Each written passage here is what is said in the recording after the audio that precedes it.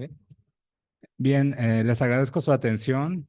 Buenas noches a todos a esta quinta sesión ordinaria del Colegio de Médicos Oftalmólogos de Jalisco, correspondiente a este año 2024.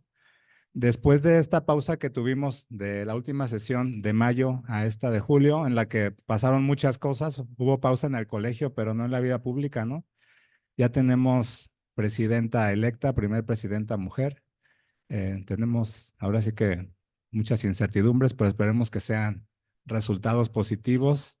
Eh, ya pasó la época de calor, tuvimos un Congreso Nacional bastante exitoso y bueno, hoy estamos de nuevo aquí celebrando estas sesiones ordinarias.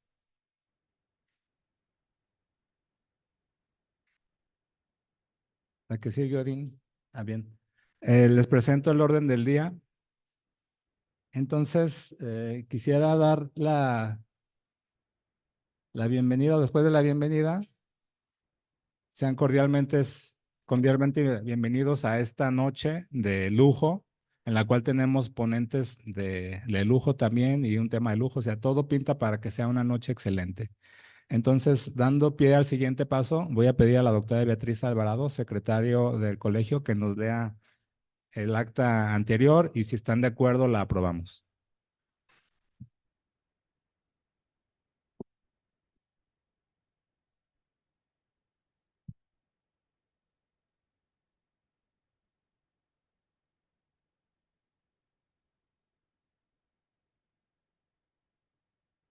Buenas noches. Acta de la sesión ordinaria del Colegio de Médicos Oftalmólogos de Jalisco, correspondiente al 2 de mayo del 2024. Tema: catarata pediátrica, perlas en 2024. Siendo las 20:30 horas del jueves 2 de mayo, se da por iniciada la cuarta sesión ordinaria del año del Colegio de Médicos Oftalmólogos de Jalisco. Se da la bienvenida por el presidente del colegio, doctor Mario Salvador García Contreras, y realiza una pequeña introducción sobre la importancia de la vigilancia de pacientes pediátricos. El doctor Mario García cede la palabra a la coordinadora de la sesión, doctora Graciela González Pérez. La doctora Graciela introduce la sesión refiriendo a la condición controversial que representa el manejo de la catarata pediátrica. El niño está en crecimiento. Una ambliopía por catarata congénita es muy difícil de manejar. ¿Se opera o no? ¿Cuándo? ¿A qué edad? ¿Se coloca lente o no? ¿Qué cálculo realizar? Técnicas quirúrgicas, rehabilitación. La doctora cede la palabra a los dos ponentes de la sesión. El doctor Alfredo Lizárraga inicia su participación agradeciendo a los médicos que han contribuido de forma importante al manejo de la catarata pediátrica. Realiza algunas consideraciones con respecto a las diferencias sustanciales con respecto a la evaluación prequirúrgica en niños, a diferencia de los pacientes adultos. Diagnósticos inoportunos, cooperación del paciente, asociadas a anomalías sistémicas, dificultad para cálculo del IO. En el periodo transquirúrgico, anestesia general, ojos pequeños, dilatación menor, comportamiento diferente de los tejidos por pobre rigidez escleral, suturas en córnea, manejo de cápsula posterior y vitrectomía anterior, ya que de no realizarse se presenta opacidad antes de los 15 años. En el periodo posquirúrgico, mayor inflamación, dificultad para aplicar medicamentos tópicos, corrección óptica, ambliopía, seguimiento amplio. Refiere a la importancia de la valoración inicial, tanto del paciente como de los padres al entrar a consulta, así como las características de la opacidad. En la valoración clínica, considerar la presencia de leucocoria, nistagmus, estrabismo y realizar test de Bruckner. Presenta un homograma en el que, de acuerdo con la presentación de la catarata, deberá realizarse o no ciertos estudios de laboratorio. Se hacen selectivamente y no tienen validez si hay una clara historia familiar o enfermedad sistémica ya identificada el examen físico. Con respecto al momento de la cirugía, considera que las cataratas densas o totales se deben operar a las 4 a 6 semanas, periodos latentes críticos del desarrollo de la visión. Después de esta fase precortical, existen peores resultados visuales en el ojo afectado. ¿Cuándo operar una catarata parcial? El periodo crítico es mayor dado que cuenta con cierta visión. Si se espera a un crecimiento del globo ocular y desarrollo del niño, menor riesgo de glaucoma y más posibilidades de insertar el lente intraocular. Si el periodo de espera es muy largo, paciente tiene riesgo de desarrollar ambliopía. Lente intraocular o no, ojos pequeños no toleran bien los lentes. Niños menores de 4 meses, persistencia de vasculatura fetal, microoftalmia con bolsa capsular de 8 milímetros, no colocar lente. Con respecto al lente, presenta varias opciones considerando el back in the lens como una opción, ya que cuenta con dos porciones elípticas y en el espacio entre ellas debe quedar la cápsula. No se cuenta con este lente en Estados Unidos ni en México. El doctor cede la palabra a la doctora Janet Sánchez para hablar sobre el cálculo de lente intraocular en pacientes pediátricos. Con respecto a la recomendación como oftalmólogos pediatras en cuanto a colocar o no lente en caso de cataratas bilaterales, las dos opciones son correctas. Y en caso de unilaterales, poner lente, hacer todo lo posible. Se coloca lente siempre en bolsa en caso de no tener adecuado soporte lente en sulcus de 3 piezas. El diámetro corneal debe ser mayor a 9 milímetros y la bolsa mayor de 8 milímetros. Mayor reto es la sorpresa refractiva. Factores que considerar: esfera deseada, equivalente esférico, astigmatismo queratométrico, fórmula de cálculo de lío, queratometrías, longitud axial. Cada dioptría de modificación genera 0.75 de cambio en la refracción. En cuanto a la fórmula, SRKT es la más utilizada para niños y la que genera menos sorpresas refractivas. Importante individualizar queratometrías, ya que la sorpresa refractiva es menor. Siempre que sea posible, queratometrías transquirúrgicas y cálculo transquirúrgico. Retoma la palabra el doctor Lizárraga. Refiere que en cuanto a la técnica quirúrgica dependerá de las características del paciente y experiencia del cirujano, pero siempre considerar realizar vitrectomía anterior y manejar la cápsula anterior. Uso de esteroides es básico. Uso de triamcinolona in vitro y subconjuntival y de dexametasona. En el posquirúrgico, esteroides, altas dosis de prednisolona tópica con disminución gradual y antibiótico tópico. La doctora Janet retoma la palabra para hacer énfasis en la rehabilitación visual. Factores: buena refracción, parche y buena penalización. Al llegar a la meta de capacidad visual, disminuir el parche de manera paulatina. El doctor Lizárraga presenta algunos casos clínicos que ejemplifican los cambios que se deben considerar para mejorar los resultados. Se procede a realizar una sesión de preguntas que enriquecen la presentación. La doctora González cede la palabra al presidente del colegio, quien agradece a los participantes y otorga reconocimientos. En asuntos varios, se solicita ponerse al corriente de la cuota anual. Se invita al curso anual del Colegio de Médicos Oftalmólogos de Jalisco. Se da por terminada la sesión y se invita a la cena patrocinada por Laboratorio Sofía. ¿Se acepta el acta? Gracias.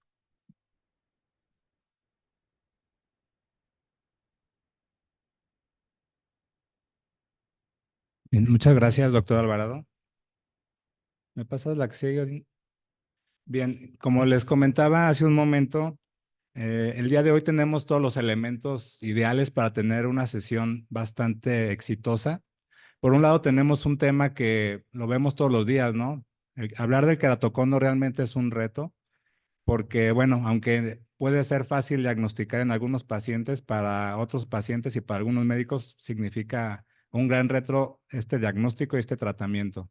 Entonces, bueno, hoy tenemos ahora sí que los expertos en tratamiento de queratocono que generosamente nos vienen a compartir este conocimiento. Por otro lado, tenemos otro elemento, ya que el hablar del apellido Ábalos, pues nos remonta a los inicios de nuestro colegio, ¿no? A esa generosidad que implica que un grupo de médicos, específicamente el doctor Enrique Ábalos Pérez, pues hayan propiciado el desarrollo de este colegio. Y pues en esta sesión conjunta, para mí la verdad es un gusto que alguien con este apellido, como es el doctor Guillermo Ábalos Gagiola, sea el presidente actual de este grupo y que sea el encargado de coordinar esta sesión. Entonces, les pido un aplauso, por favor, para dejar el micrófono al doctor Guillermo Ábalos.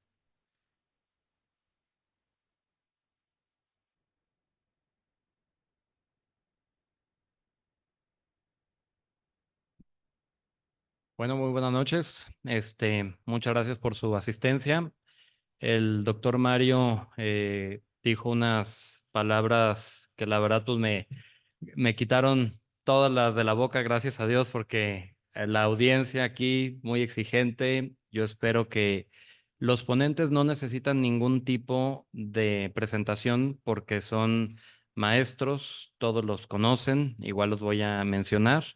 Vamos a iniciar con la doctora Carla Cristina Ábalos, después va a seguir la doctora Betty Alvarado y vamos a cerrar con broche de oro con el doctor Juan Carlos Ochoa, maestro, todo el mundo conoce a los tres ponentes.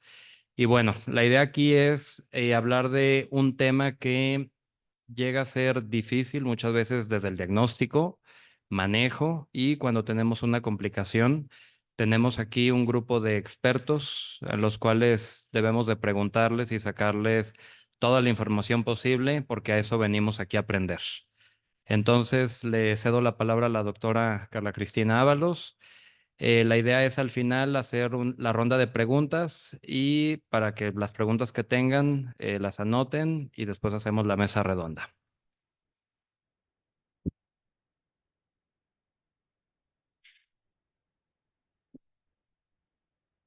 Buenas noches, es un gusto para mí estar aquí con ustedes.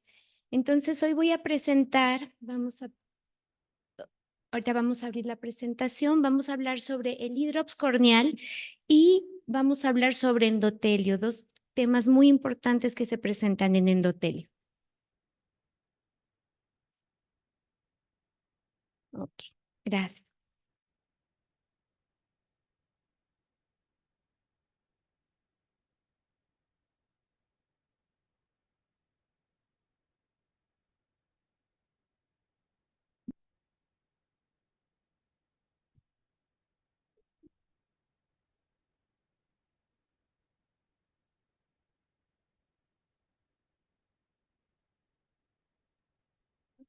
¿Ya pasó? Con este se baja y con ese se sube. Ok, para adelante y para atrás. Muchas gracias. Bueno, vamos a hablar sobre el tratamiento del hidrops corneal y la descompensación corneal. Primeramente, bueno, el hidrops corneal es una urgencia que lleva muchas veces a nuestro consultorio. ¿Qué sucede? Bueno, es un proceso agudo, es una patología aguda. Aquí lo que sucede es que la membrana de Descemet se rompe y esto permite que ingresen fluidos a la córnea, generando edema y pérdida de la transparencia corneal. Desde 1911 nosotros leímos este artículo de un médico hindú y nos llamó mucho la atención de que este doctor ponía en cámara anterior para tratamiento del hidrops el gas C3F8. Lo leímos, nos interesó e investigamos un poco más y nos dimos cuenta que desde los años 1972 hay reportes de aplicación de aire en cámara anterior de diferentes tipos de gas.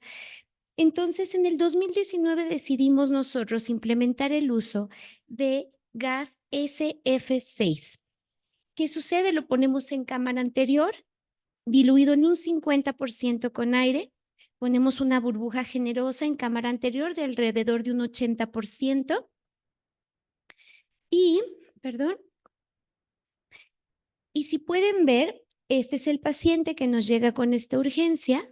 Ponemos el gas en cámara anterior, al día siguiente retiramos el apósito y este es el resultado. Es muy importante mencionar que el procedimiento debe hacerse con bloqueo primeramente. Segundo, hay que hacer una iridectomía periférica. Se hace un puerto inferior para poderlo hacer. Según su práctica quirúrgica, pueden hacer un puerto nasal o temporal y por ahí aplicar el gas, una porción generosa. El resultado es muy positivo. Como cualquier paciente con gas, les pedimos los cuidados de no cambiar de altura, no viajar, pero a los 8 o 10 días esta burbuja se reabsorbe por completo y el resultado realmente es bueno. Les voy a mostrar unos resultados. Ok, este es un paciente que le hicimos su tratamiento el 12 de febrero, llegó con esta imagen de OCT. Pusimos el gas y el 14 de marzo, o sea, justo un mes después, vean la diferencia con la aplicación del gas. A este paciente, no está pasando. Quisiera también que vieran la paquimetría. Tiene una paquimetría alrededor de 969 micras en promedio. Y al tiempo, el paciente, 500 micras. O sea, tanto el grosor corneal como su anatomía, su forma, su orden de la córnea cambió considerablemente. Este es otro caso, es de un paciente que ya tiene una situación muy crónica en su ojo. De hecho, a él le hemos puesto 3 aplicaciones. De hecho, ya tiene en epitelio una fibrosis.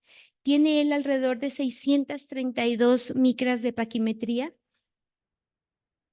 La primera aplicación, vean el cambio, la paquimetría sigue elevada.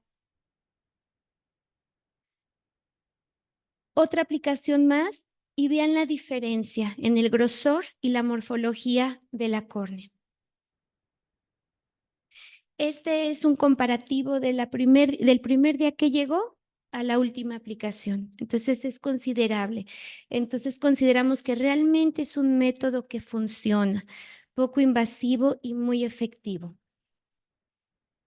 Bueno, vamos a enriquecer un poquito esta plática con algo que también nos llega con mucha frecuencia, que son las descompensaciones corneales.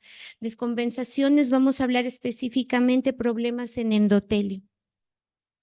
Cuando un órgano se descompensa, pierde su orden, pierde su equilibrio, pierde su estado de salud o su homeostasis. El tratamiento depende de su localización. Aquí nos vamos a referir efectivamente al endotelio, como les mencionaba. Ok, el endotelio lo conocemos como una monocapa de células hexagonales distribuidas como un mosaico que debe de estar adosado célula con célula. Debe de tener una hidratación no más y no menos del 78% y funciona como una bomba metabólica dependiente de ATPasa, que es una enzima. Esto provoca que salga sodio y entre potasio. Y estas características del endotelio forman gran parte del estado de salud y transparencia de la córnea. Un signo característico cuando hay una descompensación es que se presente el edema. Como saben, el edema es un exceso de fluido, pierde su salud, su equilibrio, el órgano, la córnea en este caso, y se altera la barrera y la bomba endotelial. Si hay una alteración aguda, la barrera endotelial es la que se daña. Si hay una alteración o descompensación crónica, la bomba es la que está fallando. Ok, para que nuestro endotelio esté sano, debe de provocarse una mitosis, más cuando el endotelio está sufriendo por una situación que le agrede. Para esto se tiene que llevar a cabo una mitosis. La mitosis tiene subfases que van desde G1, S, G2 y empieza la mitosis. Estas fases es cuando la célula crece, prepara sus organelos para ser multiplicados y dividirse. ¿Ok? Aquí, ¿qué sucede? Cuando hay algo que agrede el endotelio, se activa una proteína que se llama P27-KIP1 y esta proteína frena todas las subfases antes de la mitosis, por lo cual la mitosis no se puede llevar a cabo y el endotelio no se regenera. Como vemos en el esquema, antes de que empiece la mitosis, desde la fase G1 se frena y no se puede llevar a cabo. Ok, ¿qué vemos? ¿Qué signos vemos cuando revisamos un paciente con este tipo de problema en endotelio? Primeramente vemos la línea de Codadust, que son monocitos, que son células inmunitarias que nos están refiriendo que hay un daño, que inmunológicamente se está defendiendo nuestra córnea. Vemos edema en la zona posterior a la línea y puede haber precipitados queráticos difusos, reacción en cámara anterior, edema, por supuesto, y inyección ciliar. Cuando presenten algo así o tengamos un paciente, tenemos que ser rápidos y agresivos en el tratamiento, no pensarlo ni perder tiempo. Y hay que dar generalmente esteroides por todas las vías, tópica, intravenosa, vía oral, lente de colágeno impregnado con cortisona, pulsos de metilprednisolona y, por supuesto, inmunosupresores.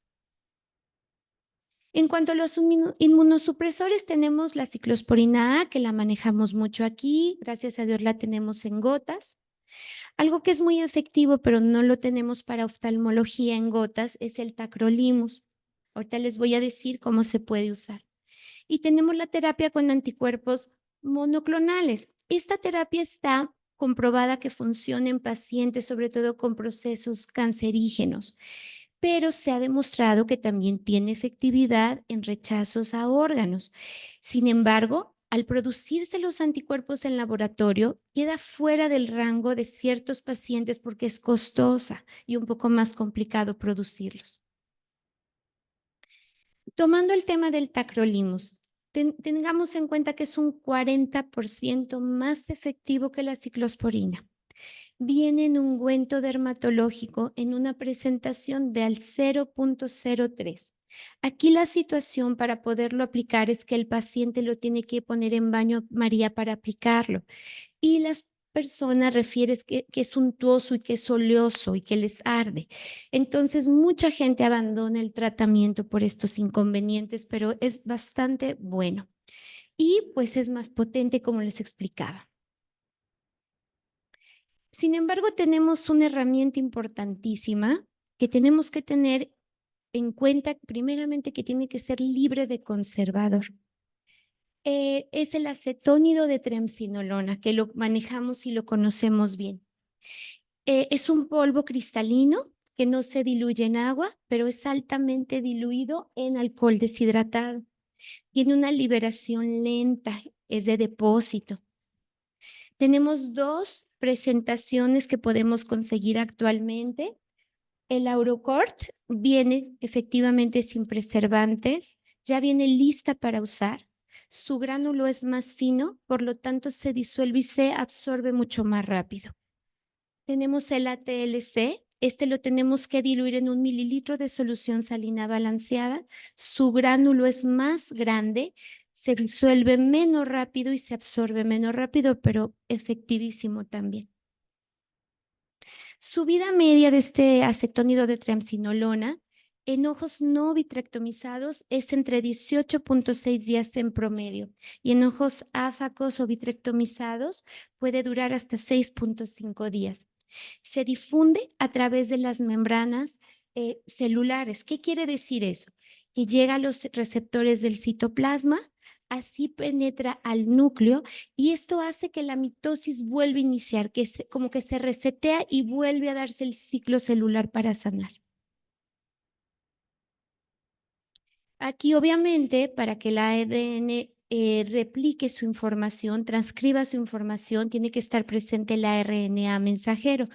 Y bueno, aquí volvemos a platicar que la TLC o la triamcinolona o la Aurocort funciona de manera perfecta porque hace que el ADN inicie su ciclo, que funcione el RNA y así lleve su información. Entonces aquí vemos, tiene que haber transcripción del DNA al RNA y así llevar el ciclo celular. Bueno, les voy a contar un poquito la historia de por qué lo usamos o desde cuándo lo usamos. En el 2009, en realidad fue mi padre que por una serendipia, un accidente, colocó el ATLC o la triamcinolona o el acetato de triamcinolona en cámara anterior. ¿Qué sucedió? Él estaba tratando de aplicarlo en estroma corneal. El paciente tiene un movimiento brusco, la aguja penetra cámara anterior y se deposita ahí. Nos sacamos un buen susto porque las partículas, los gránulos quedaron adosadas a endotelio. Supusimos que la presión intraocular podía subir instantáneamente. Decidimos esperar a la media hora, a la otra media hora, tomar en secuencia, en tiempo de cada media hora, la presión intraocular. Y eureka, como dijo el científico griego Siracusa, a la hora que supo que podía medir la densidad y el volumen del agua al estar tomando un baño, pues aquí se nos fue el acetónido de triamcinolona y dijimos eureka. La presión perfecta, no se salió jamás del rango normal. El paciente regresa a los pocos días con este resultado y era una córnea realmente opaca. Pusimos 0.5% mililitros de triamcinolona en cámara anterior. Esta fue la dosis que se le aplicó. Hablando del acetónido de triamcinolona, tiene efecto, les voy a mostrar unas imágenes que para muestra basta un botón, o las imágenes hablan más que 1000 palabras, pero vamos a ver. ¿Tiene efecto desinflamatorio? Sabemos que es un perfecto desinflamatorio. Efecto a nivel celular, por supuesto, reinicia la mitosis sin problema. Efecto en la bomba endotelial, van a ver la imagen y ustedes juzguen. Y otros efectos, por supuesto, es un inmunosupresor bastante bueno. Quiero que vean, este es el paciente, este era su patrón celular. Les comento que estas microscopías especulares fueron tomadas con un microscopio especular manual, porque los microscopios automáticos, cuando no ven un patrón celular, ni siquiera hacen la toma. Este es un microscopio manual bastante confiable y si se dan cuenta fue del año 2009, del mes 9 del día 4. No tenía patrón celular y por lo tanto no podrían hacer un conteo celular. 24 días después, el día 28 del mismo mes del mismo año, tenemos 1,370 células y bueno, sí se puede ver un patrón bastante decente sin espacios. Ahora, este es otro paciente, este es 24 días después del anterior que le mostré. Este es otro paciente y quiero que vean que el efecto es inmediato y persiste tardíamente, aparte. Este es un paciente que se operó, estaba presentando una descompensación. Fue el año 2016 del mes 5 del día 23, sin conteo endotelial y sin células que se podían ver. Un año después, 2017, hay 1,440 células y un patrón bastante decente. Pues gracias, espero haya sido de su interés.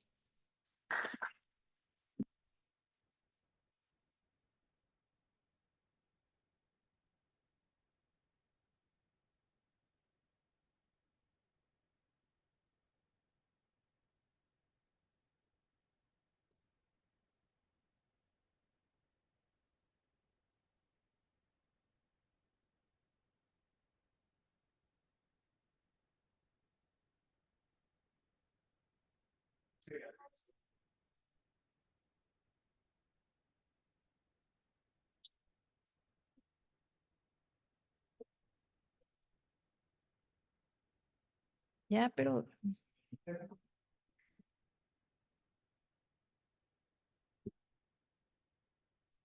dónde me conecto? Odín. ¿De dónde me conecto? ¿Dónde? Ah, no. Ya estoy en el Zoom. Nada más dime. ¿Es Windows? Sí. Ok. Ahí. Ay, no, está. Dele aquí en el Zoom. ¿Quieres acomodarte?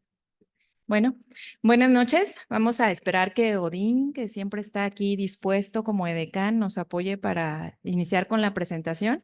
Y pues quisiera agradecer al grupo Ábalos por la invitación. Siempre es un gusto poder participar en conjunto con ellos, al igual que al Colegio de Médicos Oftalmólogos de Jalisco. Ya alguna vez les había comentado, la verdad es que el grupo oftalmológico Ábalos fue de los primeros que nos acogió cuando nosotros llegamos, el doctor García y yo, a esta ciudad. Y la verdad es que siempre eran sesiones muy, muy bonitas, muy participativas y siempre pues con un público bastante importante. Entonces, vamos a hablar un poquito de la complicación aguda. A mí, nada más que esté la presentación, a mí me gusta o quería ejemplificar principalmente el tratamiento de un queratocono. De forma muy detallada en un caso clínico. Entonces, voy a presentar un caso clínico que, pues, de los que a veces llegan a la consulta y que de repente, pues, queremos darle el tratamiento que pudiera ser en un poquito más resolutivo de forma rápida. A veces los pacientes, pues, tenemos que valorar su entorno y determinar que, aunque sabemos que el queratocono agudo, hablando específicamente del hidrox, puede tener una resolución prácticamente espontánea, pues a veces algunos pacientes, pues por su condición en general, pudieran requerir un restablecimiento más pronto de su visión. Y esta es una paciente de 51 años, la cual que como antecedentes sistémicos únicamente cuenta con el antecedente de dislipidemia. Ella fue diagnosticada a los 13 años con queratocono y desde esa fecha se había estado manejando con lente de contacto rígido gas permeable. Eso hasta los 30 años, en el cual pues en el ojo derecho ya no era factible la adaptación de ese lente y pues se decidió realizar un trasplante de córnea. Tenía ese antecedente en ese ojito y en el ojo izquierdo, debido a su poca tolerancia ya al lente de contacto rígido gas permeable, pues inició a utilizar un lente de contacto escleral desde hace año y medio. Ella presenta como en los casos de queratocono agudo, un hidrops corneal, presenta 3 semanas previas a la evaluación en el consultorio, baja visual, ojo rojo y fotofobia. Y bueno, tenemos que ponernos en los zapatos de la paciente que aunque, bueno, ahorita les voy a comentar, pero aunque tenía en el otro ojo un trasplante, pues este trasplante no le beneficiaba en cuanto a su agudeza visual. Entonces, el tratamiento inicial, muchos ya lo manejarán, o el tratamiento inicial y de forma conservadora, pues se recomienda el uso de, hoy inician el acetato de prednisolona, cloro de sodio, algún hipotensor y ketotifeno. Bueno, y cuando yo la valoro en la exploración oftalmológica, encuentro en el ojo derecho cuentadeos a 1 metro que mejora 20/400. Como ustedes podrán valorar, el trasplante se encuentra totalmente transparente, sin embargo, no alcanzaba una mejor agudeza visual debido a un astigmatismo muy alto. La refracción no es factible y aunque no traigo la topografía, pues este astigmatismo estaba alrededor de 20 dioptrías topográfico. Entonces, aunque ese ojo tenga el trasplante con una córnea muy bonita y transparente, pues no le es funcional a esa paciente. Ni el ojo izquierdo, el que llega con esta alteración, pues tiene un cuentadeos a 30 centímetros. La paciente refería que con su lente de contacto escleral, pues llegaba a una agudeza visual hasta de 20/40. Por ahí tenía el antecedente de alguna nota de su médico tratante previo y me decía pues que alcanzaba a tener esa agudeza visual. Debido a la molestia, la fotofobia, pues no era factible tomar la presión, pero pues se encontraba bidigital normal. Nosotros podemos observar pues las características de un edema a nivel de la córnea, principalmente en la zona paracentral. Y pues esto generaba pues una incomodidad muy importante, además de que no podía utilizar su lente de contacto. Entonces, pues ya se imaginarán, la paciente un ojo, aunque la córnea transparente, pues no era factible tener una agudeza visual que le permitiera hacer una vida adecuada, su trabajo y demás, paciente sola, etcétera. Entonces ella llegó como tal solicitando pues que se le pudiera hacer algo que pudiera resolver más pronto su problema. Ella sabía que más o menos el tiempo de resolución pues podía pasar de 3, 4, 5, 6 meses y se deja la evolución natural. Entonces le realicé un OCT en el cual podemos observar la presencia de un despegamiento de la DSM, más o menos en el meridiano, desde el meridiano de las 7 hasta el meridiano más o menos de las 10. Y al encontrarse paracentral, pues afortunadamente no involucraba de todo el eje visual, pero pues las molestias, la incomodidad era mucha. Entonces, debido a la solicitud de la paciente y tratando de hacer una resolución más pronta, el 25 de febrero pues se realiza una colocación de gas en quirófano C3F8 y además de suturas compresivas. Generalmente cuando se realiza la aplicación, pues la indicación es colocar pilocarpina previo a esta aplicación para disminuir el riesgo de que haya un toque inadvertido del cristalino y podamos provocar una opacidad del cristalino y provoquemos catarata. Y además retiramos 1.1 mililitro de humor acuoso con la finalidad de que pues no genera alguna hipertensión ocular. El gas se utiliza en dilución no expandible para disminuir el riesgo de que la paciente vaya a generar algún proceso de hipertensión ocular. Entonces, al día siguiente, la verdad es que la paciente estaba muy sintomática y era difícil tomar fotografías, pero sí ya para el 2 de marzo ya se alcanza a ver un poquito más. La paciente ya nos permitía hacer las tomas fotográficas. Ya vemos aquí el gas más o menos a la mitad de la cámara con discreta ya resolución del edema y todavía la presencia aquí de las suturas. Ya para el 10 de marzo, si observan, ya la burbuja de gas prácticamente reabsorbida, solamente una pequeña burbuja superior y aquí la presencia de las suturas en la zona donde se encontraba el hidrops corneal. La imagen que nosotros obtenemos en el OCT, si nosotros observamos en esta en esta toma. Esta fue la toma de la primera valoración el 21 de febrero. El 25 de febrero, como les había dicho, fue la fecha del procedimiento. 13 días posterior al procedimiento, prácticamente en el meridiano de las 7 ya no se observa el despegamiento de la DSMED y únicamente en el meridiano de las 10, pues todavía una pequeña separación en esta zona. Y ya para el 28 de marzo, y bueno, desde antes, pero esta era donde la imagen ya se veía más clara, una resolución prácticamente completa del edema en tanto en el meridiano de las 7 hasta el meridiano de las 10, y esto es 30 días posterior al procedimiento y 51 días posterior a inicio de los síntomas. Que bueno, esto es importante porque pues hay pacientes que pueden tardar más en su resolución. Nosotros observamos para el 18 de marzo, pues todavía se encuentran aquí las suturas, pero ya en un proceso totalmente de cicatrización, y ya para el 15 de mayo, pues ya la disminución del edema ha sido bastante importante, el proceso de cicatrización más regularizado y un poquito con la disminución de la opacidad. Generalmente después de la aplicación del gas, pues tenemos que utilizar antibióticos, utilizamos esteroides, utilizamos también agentes hiperosmóticos para mejorar el proceso de resolución del cuadro y mejorar tanto la sintomatología del paciente y disminuir el tiempo de la resolución del cuadro. Y bueno, retomando, ya lo comentó la doctora, nada más ahorita para retomar un poquito acerca de la fisiopatología en el caso del hidrops corneal, pues se presenta una ruptura de la membrana de DSMED, lo que genera una acumulación de líquido del estroma. Esto generalmente pues es debido al adelgazamiento tan importante que pueden llegar a tener estos pacientes. Se sugiere o se considera que puede ser en la mayoría de los casos espontáneo. Sin embargo, hay algunas situaciones que en un momento dado lo pudieran favorecer, como sería el que el paciente tosa o que tenga o que se suene de manera o que se suene fuerte, pues por alguna alteración o una gripa, por ejemplo. Frotado ocular es uno de los factores que más relación pudieran llegar a tener, y también se ha considerado incluso el ejercicio excesivo. Y a veces el excesivo no quiere decir que haga pesas.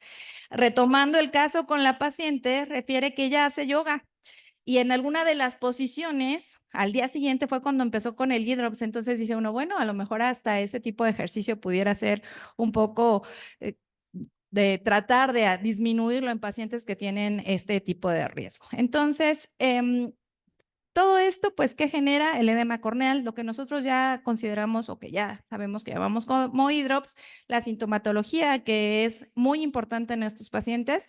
Y como ya les comenté, pues la mayoría puede tener una resolución espontánea. El tratamiento, la mayoría de las veces, va encaminado sobre todo a mejorar las condiciones del paciente, a que el paciente no se sienta tan incómodo, a que tolere esta molestia, pero pues en este caso, específicamente esta paciente, pues ella quería retomar sus actividades. En cuanto al tratamiento conservador, bueno, generalmente nosotros utilizamos lubricantes oculares. Se recomienda el uso de parche compresivo, que ya se imaginarán con esta paciente, pues ponerle un parche, el otro ojo no ve y demás.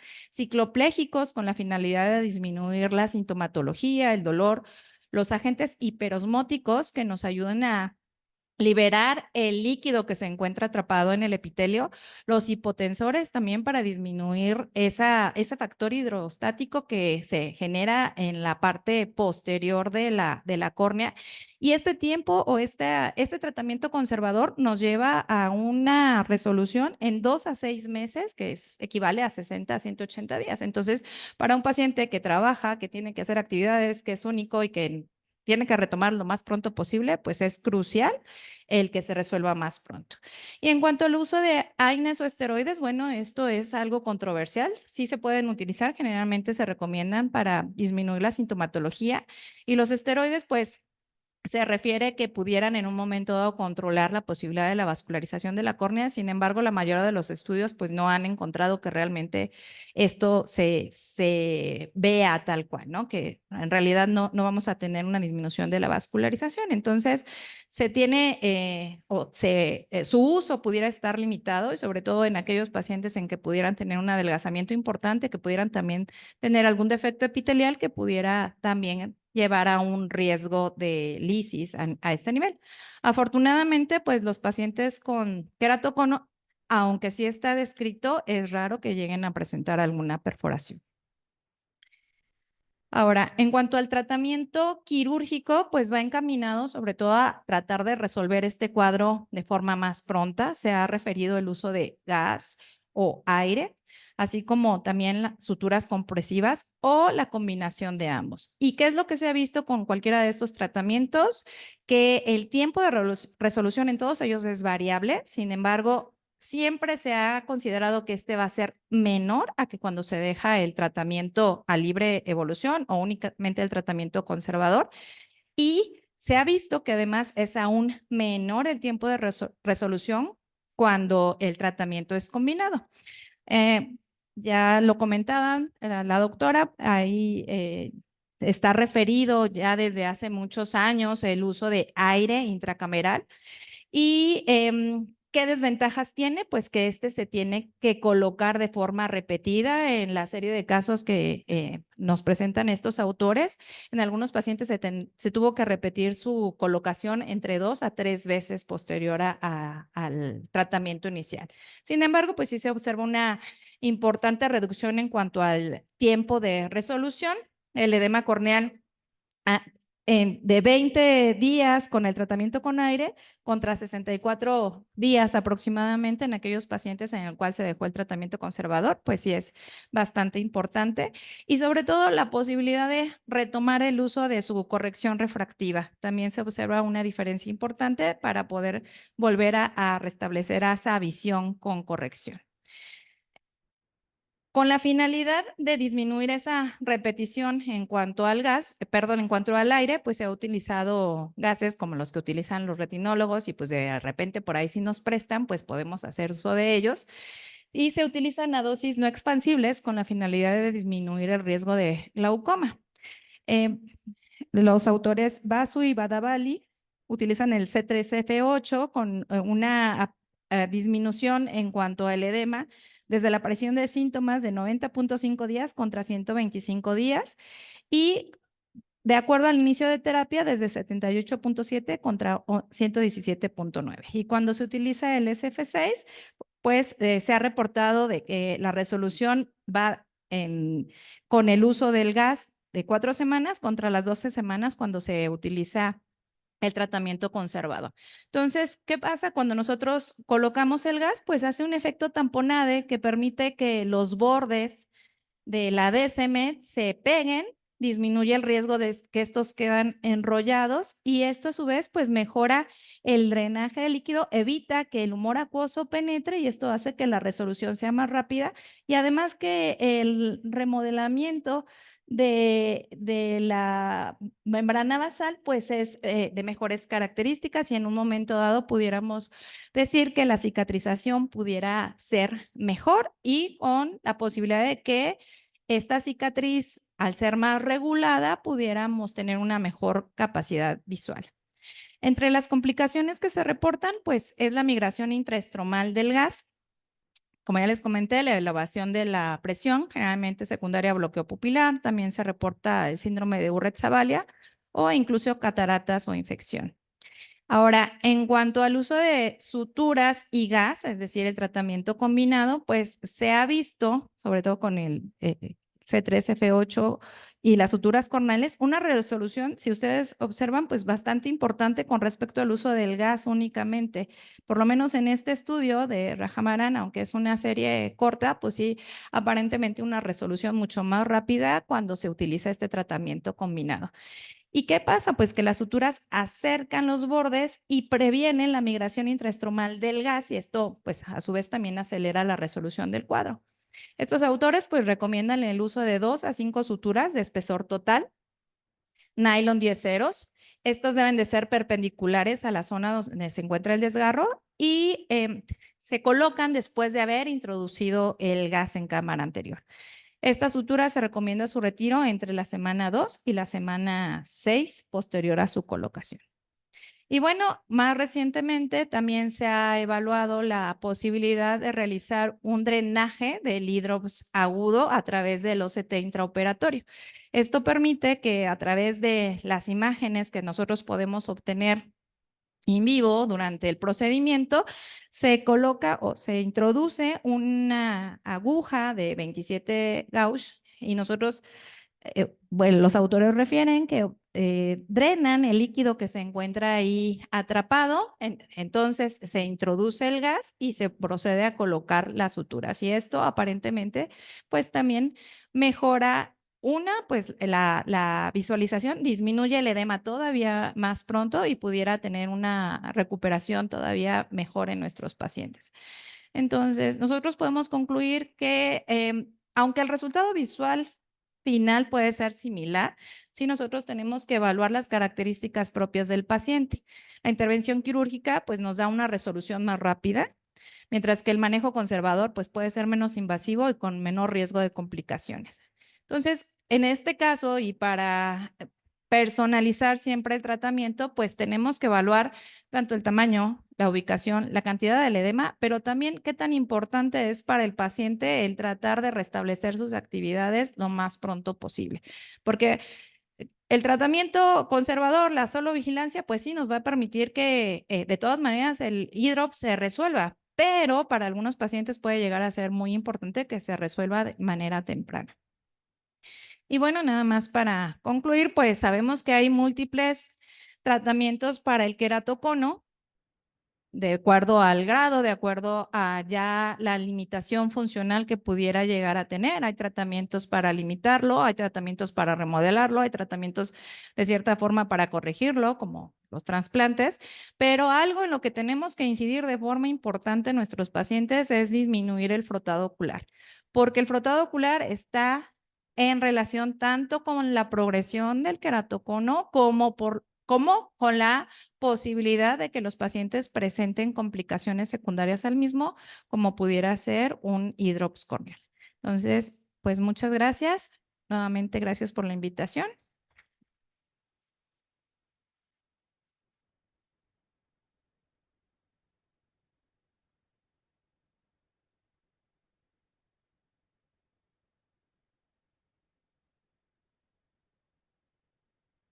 Muchas gracias, doctora Betty. Excelente presentación de inicio a fin, tocando ahora sí que muchos aristas de este tema. Y presento ahora ya para la última presentación al doctor Juan Carlos Ochoa, muy bien conocido, no en esta presentación porque es gran maestro en córnea. Gracias, doctor.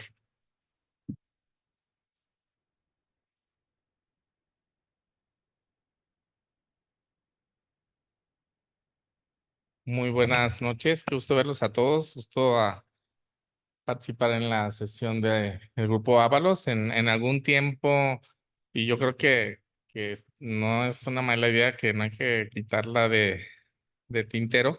Es que se conversaba de la idea de que el grupo Ábalos diera esa migración a ser el grupo de córnea y cirugía refractiva en Guadalajara. O sea, es algo que nos hace falta. No hay grupo de corneólogos y el perfil del grupo, los miembros y el tipo de charlas que se han generado aquí, pues me hace volver a traer la idea aquí ante ustedes, y yo creo que hay que considerarla.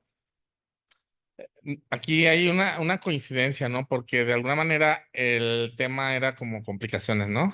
Y de alguna forma todos como que nos cargamos un poquito a hidrops, y está padre porque son diferentes maneras de aproximarnos a este conocimiento. Y como decía la doctora al inicio, el uso, por ejemplo, de los gases en cámara anterior para el tratamiento de hidrops, que al principio fue aire, luego fueron los diferentes gases, ahora las combinaciones con las suturas, pues nos dan una alternativa más eficiente de no solamente tratar la complicación, sino de disminuir el leucoma. Realmente es una franca diferencia el que dejemos a un paciente a tratamiento conservador, porque también duele la córnea, o sea, también duele el hidrops. también ocasiona fotofobia y la diferencia a veces entre un tratamiento conservador y un tratamiento con gas o con suturas compresivas penetrantes o no penetrantes, es a veces hasta de ganarle 2 o 3 meses más de tiempo a la evolución, a la resolución del problema. Entonces, no se mueve. ¿Tú lo estás moviendo o lo estoy moviendo yo? A ver, ok, listo. Ok. Entonces, bueno, ya se conversó con las doctoras que me precedieron el tema del hidros, ¿no? Inclusive hay hasta unas clasificaciones que resultan muy exageradas, ¿no? Porque ciertamente llegamos a ver a veces hidros con córneas con espesores de más de 3 a 5 milímetros, ¿no? Cuando los paquímetros no nos dan más de 1.5, 1.8, o sea, ni siquiera los podemos medir. Entonces, obviamente esto pasó porque se dejó mucho tiempo. O sea, el paciente tiene un desgarro y tiene edema, y el edema aumenta el espesor del estroma, y el aumento del espesor del estroma aumenta el desgarro, y se generan esta clase de casos. Entonces, el tema de dejarlos evolucionar sin tener algo que contenga este desgarro, esta fuerza de este edema, pues creo que vale la pena tenerlo presente. Este es un caso de un pacientito que tiene síndrome de Marfan, bien evidente, y que trae un queratoglobo y que hace un desprendimiento de semen. Sí, esa es una cosa un poco rara porque no logramos localizar el tema de la parte donde hubiera el desgarro. Inclusive por OCT se muestra ahí como esa separación de la DSM, del estroma. Y bueno, se trató con una burbuja de gas y se compensó al inicio. Después, pues son pacientes que también, como la doctora nos comentaba al inicio, en su primera charla, tienen un tema de una afectación endotelial y también hacen descompensaciones. Y bueno, pues obviamente en este paciente no es fácil pensar en poner suturas compresivas porque son córneas sumamente delgadas. Entonces, sí, aún siendo perforantes, las podemos desgarrar, ¿no? Incluso en el tema del tipo de sutura que vamos a usar para realizar el tratamiento de la complicación aguda del queratocono, que es el hidrops, pues va a ser ese árbol de decisiones que nos decía la doctora Betty, ¿no? ¿Qué tipo de sutura vamos a usar? ¿Cuántas suturas vamos a usar? Si son penetrantes, si son perforantes.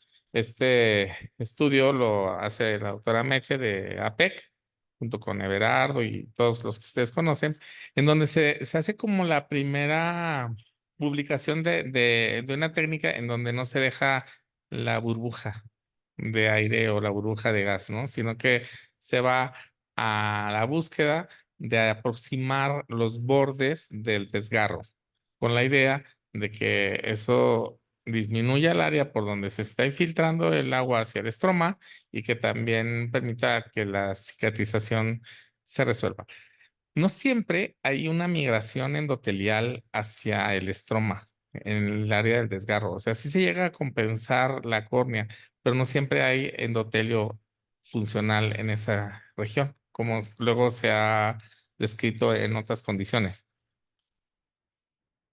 Estas son las fotografías del caso que ellos publican, en donde aquí, por ejemplo, este espesor está mucho más grande, llega a ser hasta de casi 4 milímetros. Aquí están haciendo la comparación del posquirúrgico, en donde fue ya de 1,37, pero ya es con el caso resuelto. Pero ciertamente se mejora la evolución, se hace más rápida y se disminuye el tamaño y la densidad de la cicatriz.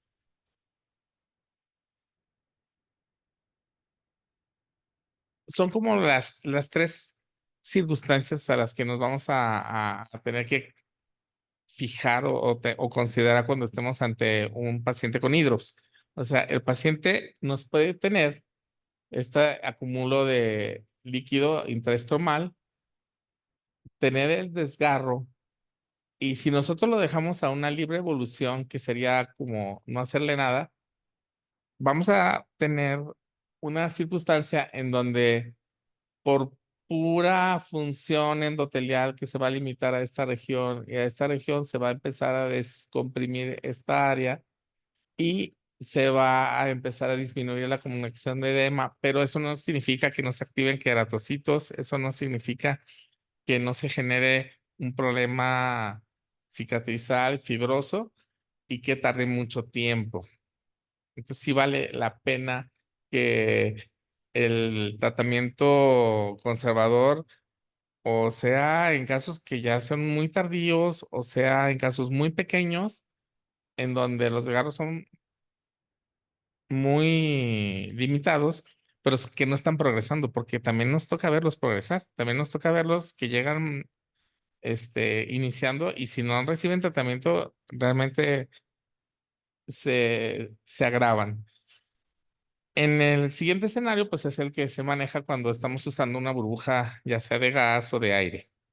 En este ya estamos diciendo que la descementoplexia o como se le quiere decir, no rexis, ya hace que el endotelio que estaba ahí como si fuera una estría de Hub, como si fuera un rompimiento y un enrollamiento de lo que es la parte interna de la córnea, se, se mejore, se lleve a su lugar y hace que se curen más rápido estos pacientes. Sin embargo, este espacio que existe entre el edema y la área del desgarro permanece amplio y hace pues, que la evolución sea mejor, pero todavía es un poquito más lenta.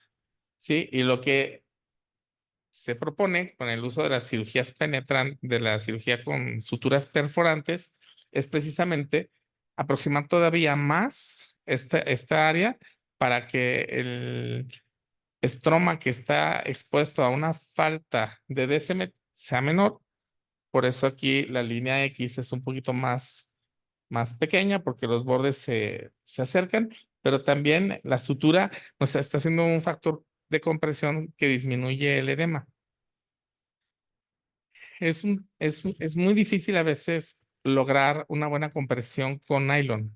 Y porque el nylon, aparte de que es ciertamente elástico, los tipos de sutura que manejamos nosotros, como el 10-0, se rompe. O sea, no da una buena tensión. Entonces podemos usar etilón, ¿ok? Este es un caso en donde el paciente tiene un hidrops con un eje de su lesión a simple vista perceptible y que si lo dejamos así y queremos dar tratamiento conservador, pues el paciente se va a tardar en mejorar o va a empeorar. Entonces se decide pues hacer uso de las suturas perforantes con la técnica que describe el artículo de Mercedes y de Bernardo Hernández. Entonces nosotros usamos etilón, ¿sí? Ponemos 3 suturas, vamos cubriendo todo el área con el propósito de disminuir el edema, ¿sí? Y de aproximar los bordes, pero aquí las ventajas son de que esta sutura es mucho más resistente y es mucho más fuerte que el nylon. Aparte, es no elástica. Entonces nos da una capacidad de generar esa tensión que ustedes están observando y que también tenemos que tener presente que cuando el edema disminuye, pues obviamente la tensión se relaja y entonces las suturas de nylon quedan flojas pronto. Entonces eso no nos va a pasar cuando usemos esto.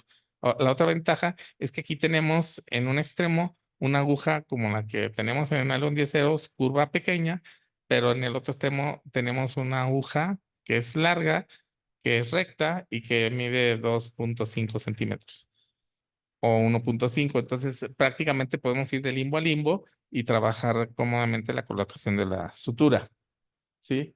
Y aquí está el caso referido, 4 semanas después, con una mejoría apropiada. La tensión ya se relaja, las suturas no dejan de ser un poco compresivas, pero tuvieron como la tensión apropiada, ¿no? Aquí ya les muestro las fotografías de la secuencia del mismo caso y que se ha vuelto nuestra práctica preferencial cuando abordamos a los pacientes con hidrops.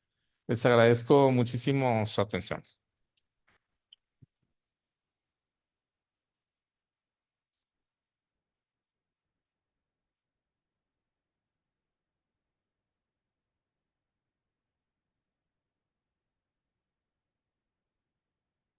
Muchas gracias, doctor. Excelente también tema, muy representativo.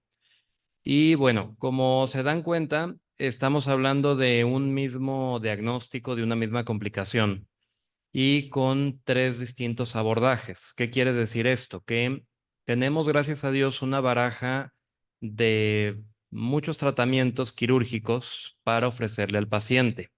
Obviamente, vamos a ofrecer el que nosotros creamos mejor o el que decidamos que es más rápido para el paciente en estos casos. Ahora, de la audiencia, no sé quién tenga preguntas para aquí los tres expertos, si no para dudas que tengan.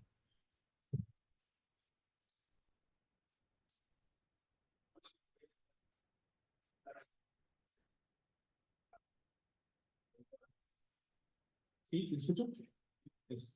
La pregunta es para que usted, la verdad, yo no tengo experiencia en el tratamiento de esta complicación con cuestión de gas, vi que todo lo mencionaron, y cuando los utilizamos en otros procedimientos como cirugías bajo el tracto, tenemos la experiencia de que el gas realmente es patogénico.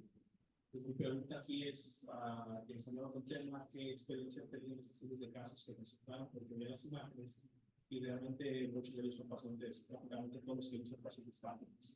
¿Han tenido alguna complicación relacionada a eso? Me queda claro que no tenemos muchos estudios por los pacientes, pero por llegar a un desenlace que es un trasplante, pero sí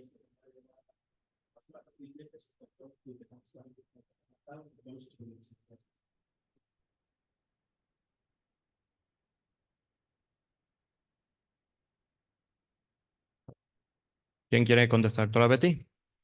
Ah, Odín, ¿nos presta el micrófono? La doctora Betty.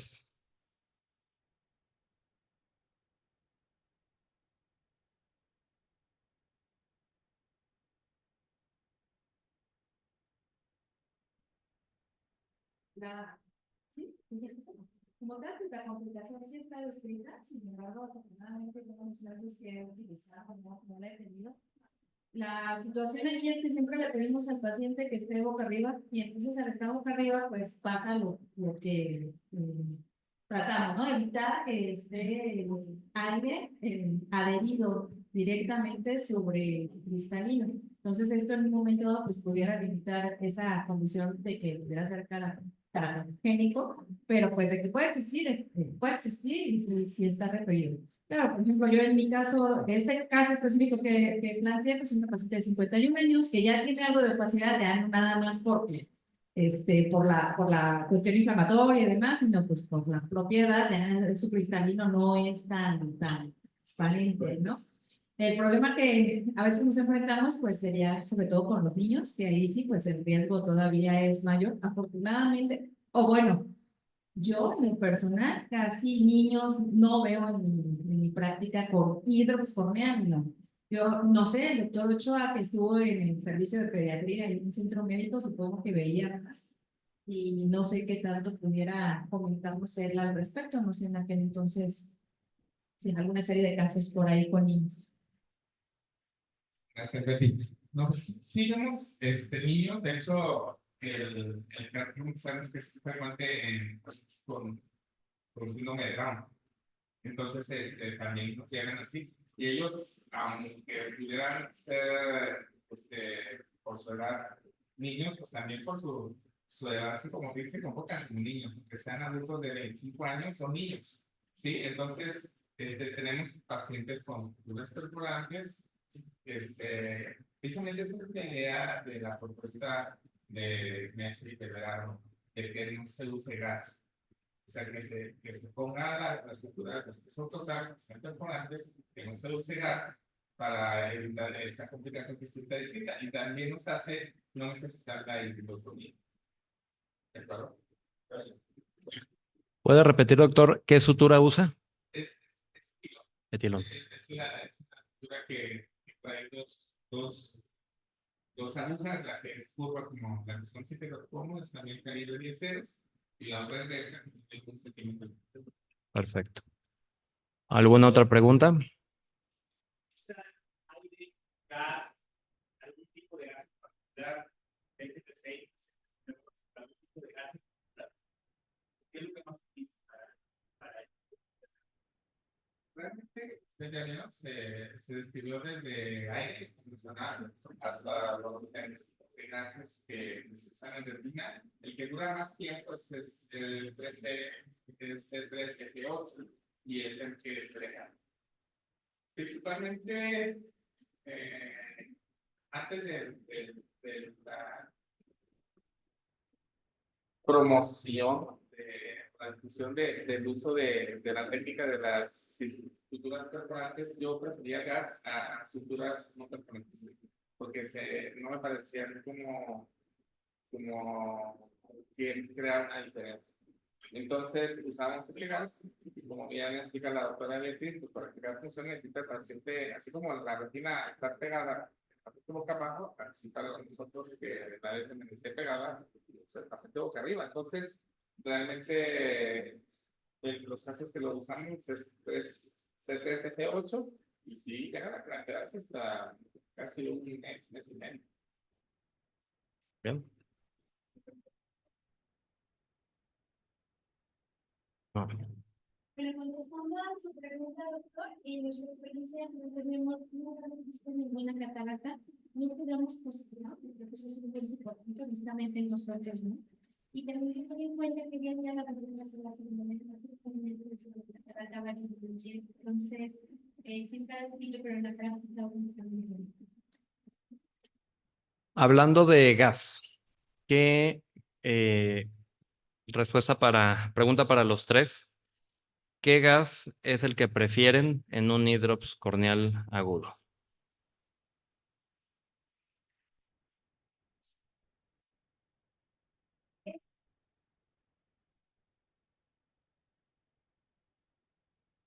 Doctora Betty.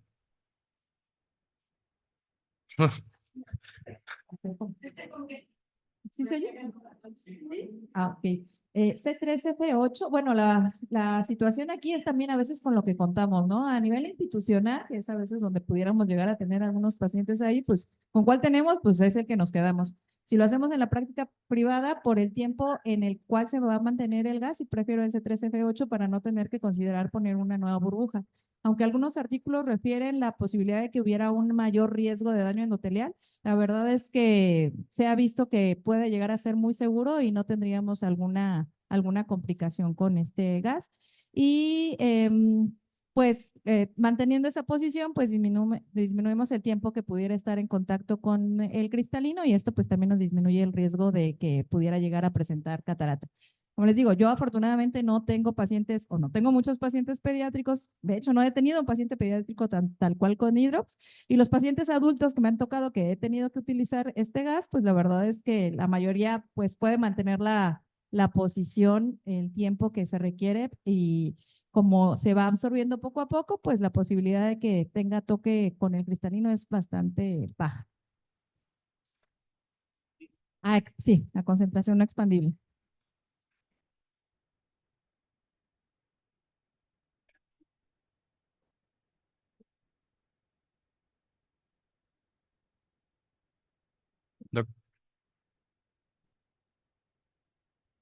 El C3F8 al 14%, y la verdad es que nunca he realizado iridectomía, nada más sí tengo el cuidado de sacar un poquito de humor acuoso antes de poner la burbuja.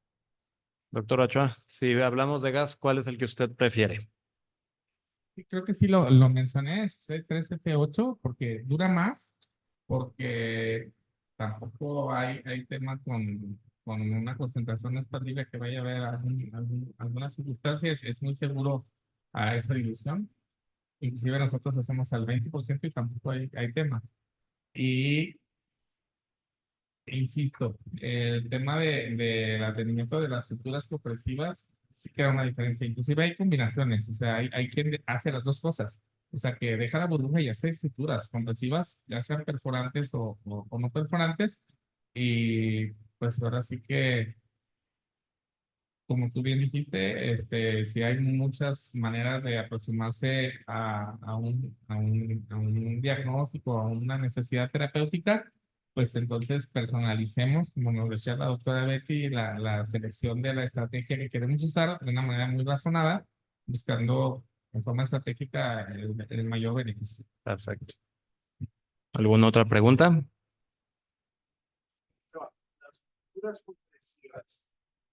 Las rupturas compresivas que, que nos mostró son de 3 a 6. De 3 a 6. ¿Es la única posición en que se ponen? Sí, en ese caso en particular son en ese eje porque es perpendicular al desgarro. Y precisamente lo que se procura es que tengamos identificado el eje del desgarro y perpendicular al desgarro se pongan las suturas. Entonces puede ser en cualquier posición, pero que sea perpendicular al desgarro. ¿Cuánto tiempo se dejan?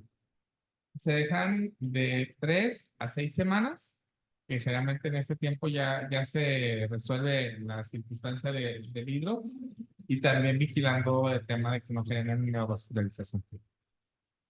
Una vez que se retiran, ¿se induce a un astigmatismo ya permanente? Está súper buena esa pregunta, doctor, porque es lo contrario. O sea, el paciente como traía un queratocono y traía un queratocono muy avanzado y que se rompió la DSM, nos generó un hidrox que luego se cicatrizó y se limitó la cicatriz con las suturas, resulta que se aplanó la córnea. Entonces sí genera un cambio en las queratometrías, pero ha habido pacientes que luego refieren ver un poco mejor. Obviamente algo les va a estorbar el leucoma. Tengo una paciente en especial, y le digo en especial porque como que, sí, hidrox, suturas perforantes, se resuelve, a los 2 meses el otro ojo, ¿no? Entonces de repente hizo lo mismo y se supone que no se rasca, pero hace lo mismo. Pues los papás ya sabían el tema de la... Ya. Ellos ya sabían de la necesidad del tratamiento, se hace el tratamiento que observaron y evoluciona muy bien y cambia la jugada, porque ya uno de sus ojos estaba como inscrito para trasplante y el peor ojo se convirtió en el mejor ojo después del tratamiento y se tuvo que cambiar en el RNT su registro para, en vez de decir voy a operarle el ojo izquierdo, ahora le voy a operar el ojo derecho. Entonces sí hay esos factores, ¿no? O sea, las suturas nos disminuyen la densidad y el tamaño de la cicatriz. Pueden disminuir también el astigmatismo o simplemente es la fortuna o el infortunio de la evolución del paciente, porque pues tenemos que tener pacientes con una curva más regular, pero si la cicatriz está medio del eje visual, pues igual le va a estorbar, ¿no? Pero el efecto es precisamente que la cicatriz tiende a aplanar un poco la córnea, pero si el leucoma estorba, pues también nos complica. No, qué gusto, doctor. Y abuso de usted. Que para poder este tipo de... ¿Cuál es el profesor de la forma? Por ejemplo, usted puede tener un hidro de una córnea de 350 micras breves. Puede tener un hidro de una córnea de 350 micras. Vamos a suponer que haría en una córnea de 350 micras, pondría suturas compresivas o se requieren para poder poner las suturas compresivas. Sí, es una muy buena pregunta, doctor, porque hay como 2 o 3 estrategias. La idea es de que se pueda poner en cualquier clase de paciente. Y obviamente es la intención de esta respuesta es decir que en córneas muy gruesas, con edemas grandes, hasta de 3 o 4 milímetros, se puede poner. Pero entonces ahí es donde empezamos a jugar nosotros un poco con nuestros recursos. Desde poner una burbuja para hacer el espacio, para pasar la aguja, para lograr ver por dónde estoy yendo, para llegar al lugar y al final del tratamiento retiro la burbuja de aire. Desde el tener la oportunidad de no necesitar poner la burbuja, pero sí estoy visualizando que no estoy picando cristalino, que no estoy picando el iris, cómo está la dirección de mi aguja, que sea paralela al plano del iris, entonces ya sé que no voy a generar una catarata traumática iatrogénica. Y también está descrito el que nos guiemos transoperatoriamente con tecnologías de OCT para poder estar observando el segmento anterior en ese contexto. Entonces, sí se pueden hacer esas cosas. Gracias.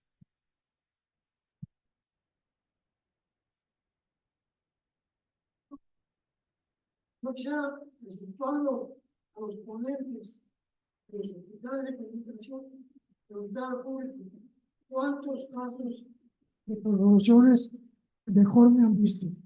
¿Quién ha visto perforaciones? Uno nada más.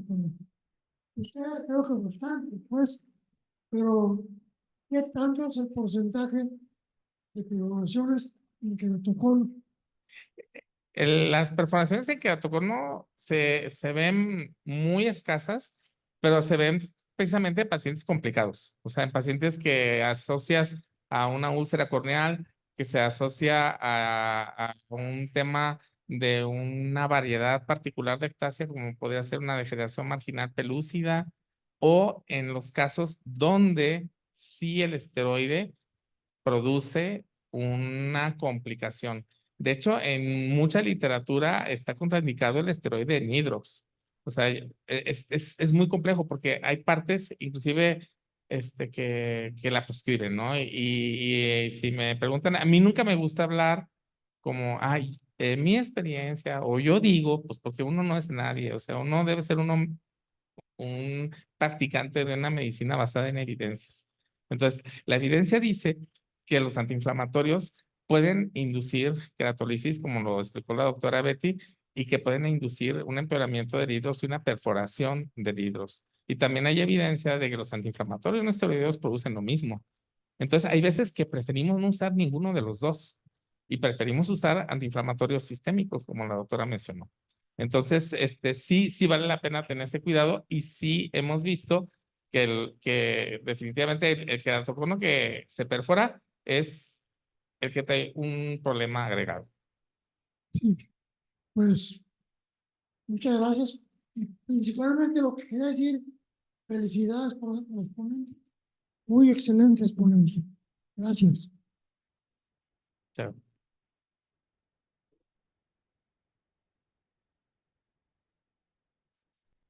Bueno, pues les agradecemos a los ponentes, excelentes presentaciones. Un aplauso para los tres.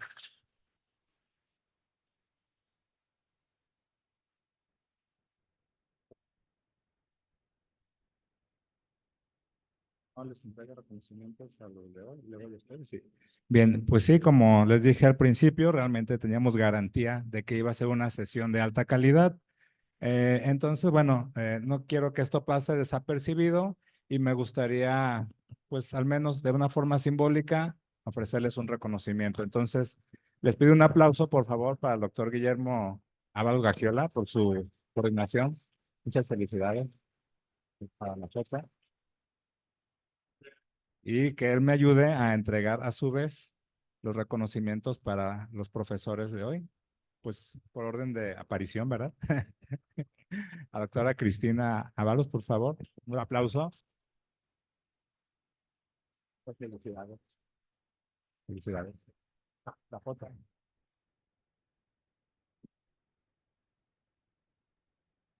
Muchas gracias. A la doctora Beatriz Alvarado Castillo, por favor.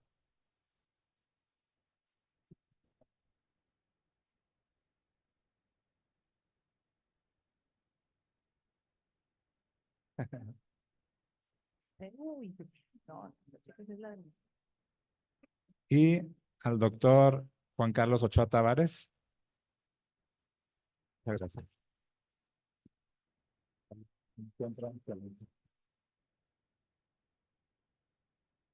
Bien.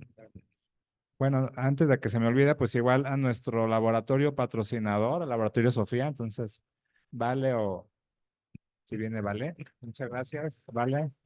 Sofía siempre apoyándonos. Muchas gracias.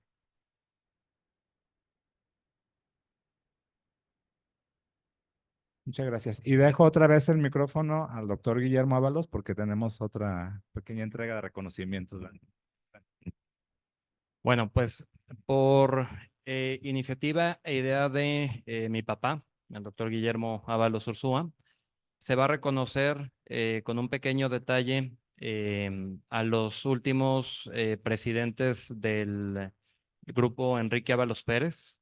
Esto pues por el hecho de que anteriormente se hacía, pero pues ya ven que después del COVID muchas cosas cambiaron, se tuvieron que alargar. Entonces le voy a pedir de favor a mi papá, si viene, para que él de mano, porque fue su idea, entregue el reconocimiento a el doctor Jorge Armando Chávez. Por favor, un aplauso.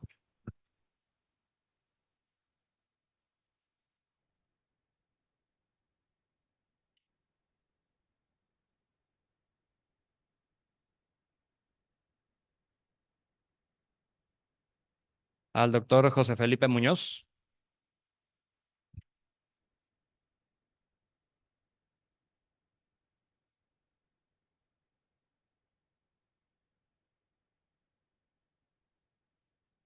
Al doctor Ernesto Márquez.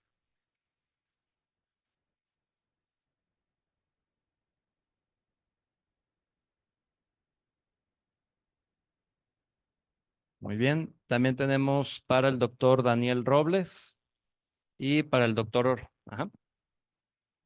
Dame un aplauso, por favor.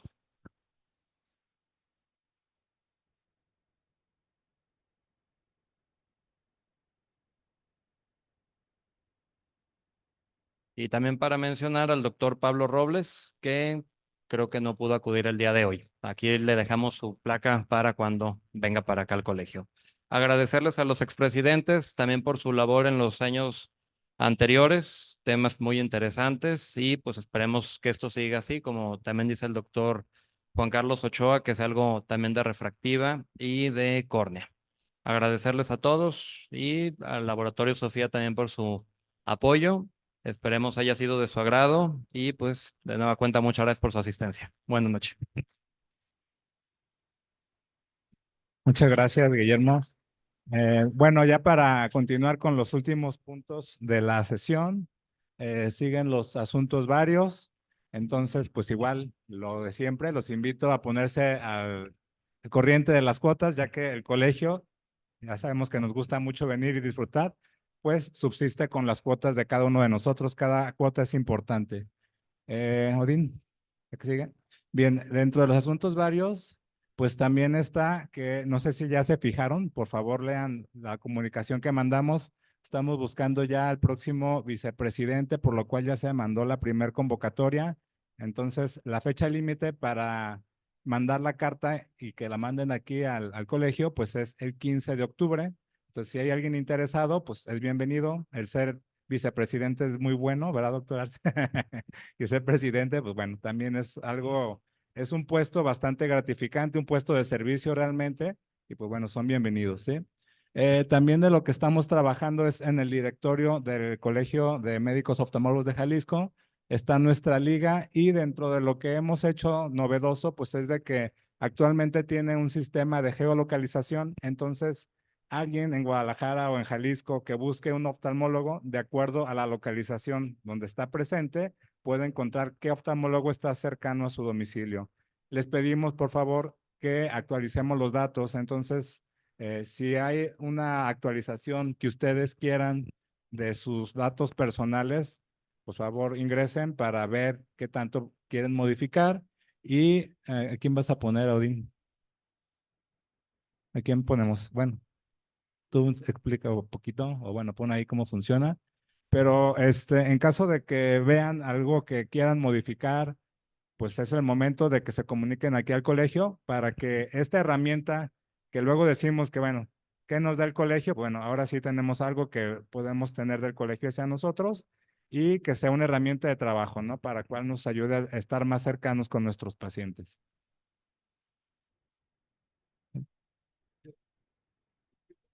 ¿Quieres explicarlo? Adelante. Muchas gracias. Se pensó en este directorio que no beneficia a nadie, sino que detecta la ubicación del teléfono donde estén buscando o ubica también por medio de la página web. Y también se puede hacer la búsqueda por medio, como lo estaba viendo, del municipio. Quiero ver todos los doctores que están en tal municipio o en tal domicilio por colonia y va a buscar los que están alrededor. Nos da el listado de los médicos en la parte inferior, organizados por la distancia. Ok. Yo lo voy a bajar, nomás que se baja muy rápido. Pero de acuerdo a la distancia, aquí nos saca la lista de los médicos. Antes lo hacía en orden alfabético, entonces ya los doctores que se apellidaban con letras más como la Z o la X, pues nunca alcanzaban a salir en el directorio. Y ahorita pues se me hace un orden un poquito más orientado hacia el usuario. También si hay una persona, de hecho de la página, es una página muy exitosa, tiene muchas visitas y la gran mayoría buscan médicos ahí. Entonces, si buscan un médico, por ejemplo, aquí va el doctor Villar Calvo. Sale, bueno, voy a buscar al doctor Mario para que no haya de que. No, casi no. Si buscan a un médico por nombre, el doctor me atendió muy bien. No alcanzo a ver qué presionó, pero sí. Okay. Híjole. Y ya ¿No sale sale? aquí el doctor Mario. Y ya Sí aquí sale. ya es una búsqueda específica. Otra vez no sale un listado de médicos, sino que ya vamos a buscar un médico en especial. Y nos va a dar los datos. Y bueno, aquí ya le damos zoom y nos saca la información. Aquí en la parte inferior, Así soy yo. sí es. Sí. Vienen los datos que tenemos registrados. Obviamente son los datos que tenemos registrados en el archivo. Si cambiaron su domicilio, nos lo pueden hacer llegar al nuevo domicilio y lo cambiamos inmediatamente. Y otra cosa que tiene que a mí se me hace, ya esto se comienza a rankear en Google para ganarle a Doctoralia, porque Doctoralia gana todos los médicos, pero les cobra por salir ahí y nosotros no. Por pertenecer al colegio, porque solamente es para los socios que están al corriente, ¿no? Si los socios activos están aquí. Si no, ¿qué beneficio significa estar al corriente, no? Entonces, bueno, esta lista se está actualizando. Todavía los que no han pagado cuota 23-24, pues alcanzan a estar, pero el 25 sacamos a los del 23, ¿no? ¿Verdad? Y aquí está la licenciada con la terminal lista. Exacto. Entonces, bueno, ese es el directorio y es la nueva versión. Y cualquier aclaración con Sara Quevedo o conmigo, pues, oye, Odín, actualízame esto. Nomás si ella es la que se encarga de las cobranzas, entonces esto sí con ella. Muy bien. Gracias, mi amable. La que sigue, Odín. Bueno, quiero recordarles también, ya vieron, ahora sí que en Guadalajara, en Jalisco hay calidad. Entonces, nuestro curso de este año, nuestro curso que vamos a llevar a cabo en Puerto Vallarta, está hecho por médicos tapatíos, jaliscienses. El plan de trabajo está hecho por ellos y qué más enmarcado que también tenemos la presencia de ponentes internacionales. Entonces, a todos nos gusta ir a algún curso internacional porque buscamos una información diferente. Actualmente tenemos al doctor Maldonado que viene del Duke Ophthalmology. Él habla sobre enfermedades retinianas, habla sobre genética específicamente. El doctor Luis Unino de Argentina y el doctor Milton Yogi que vienen de Sudamérica, de Argentina y de Brasil respectivamente y que son expertos en cirugía refractiva de catarata córnea. Entonces, pues dense una vuelta para Puerto Vallarta. La verdad es que va a estar bastante padre. Vallarta todos lo disfrutamos y si aparte vemos algo de oftalmología y tenemos 26 puntos, pues ahora sí que cuadro redondo, ¿no? Bien, ¿qué más, Odín? Bueno, la próxima sesión, el 1 de agosto, el doctor Ibáñez pues va a ser el encargado de estar aquí en el colegio con nuestro patrocinador Y pues ya por último, pues es todo, ya nada más invitarlos, un aplauso a ustedes por su participación e invitarlos a la cena, que ya está el trompito listo con todos los taquitos para los que gusten cenar. Y muchas gracias por su presencia.